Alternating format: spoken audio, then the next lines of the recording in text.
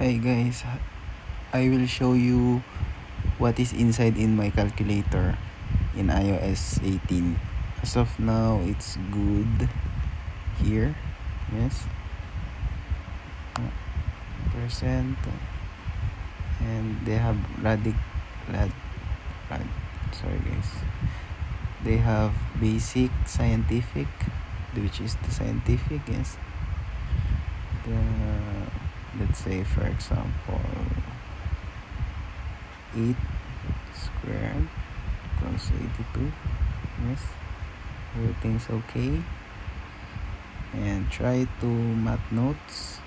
Yes, which is math notes. Yes, try plus 1 equals 2. So everything's fine. By the way, I will using beta for now, but wait for the latest release or public release after this.